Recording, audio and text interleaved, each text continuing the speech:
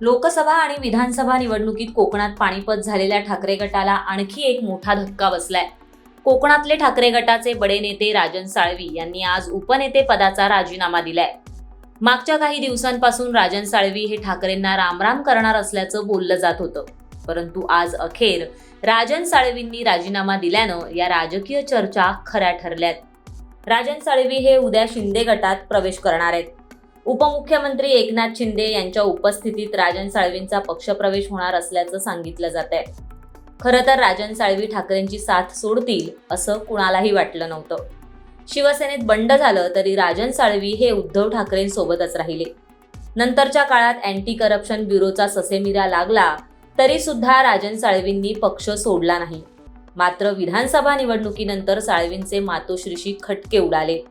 विधानसभा निवडणुकीत पराभव झाल्यानंतर राजन साळवींनी माजी खासदार विनायक राऊत यांच्यावर आरोप केले. तसंच निवडणुकीत विनायक राऊत यांनी मदत न केल्यामुळे राजन साळवी नाराजही होते.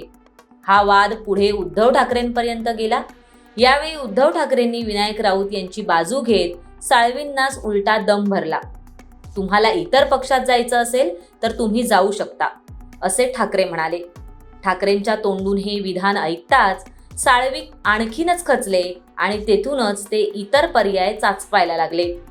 सुरुवातीला साळवी हे भाजपात प्रवेश करतील असं बोललं जात होतं.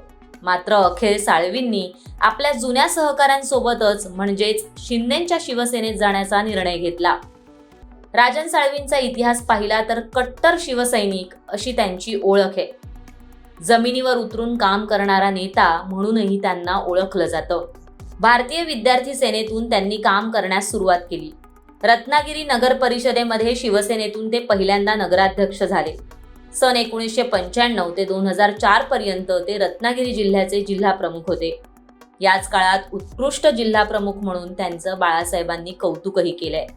2006ला राजापूर विधानसभा मतदारसंघाच्या पोटनिवडणुकीमध्ये त्यांचा 1600 मतांनी पराभव झाला.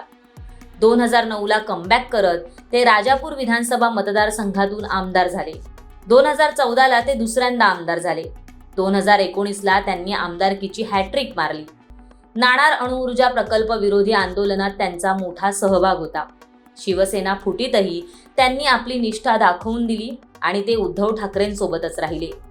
पण याच ठाकरेंनी अपमान केल्यानं अखेर साळवी यांनी पक्ष सोडण्याचा निर्णय घेतलाय. राजन साळवी हे शिंदेच्या शिवसेनेत आले तरी त्यांना नव्या संघर्षाला तोंड द्यावं लागण्याची शक्यता आहे. राजन साळवींच्या पक्षप्रवेशाला सामंत बंधूंचा विरोध असल्याचं बोललं जात आहे. नुकत्याच झालेल्या विधानसभा निवडणुकीत किरण सामंत यांनीच राजन साळवींचा पराभव केला होता. त्यामुळे राजन साळवींना पक्षात प्रवेश दिला तर किरण सामंत यांची मोठी अडचण होण्याची शक्यता आहे. त्यामुळे सामंत बंधू हे साळवींच्या पक्षप्रवेशावर नाराज असल्याचंही बोललं जात आहे. उद्योग मंत्री उदय सामंत यांनी जरी आमचा कोणताही विरोध नाही असं म्हटलं असलं तरी त्यांच्या बंधूंची प्रतिक्रिया ही फार बोलकी आहे.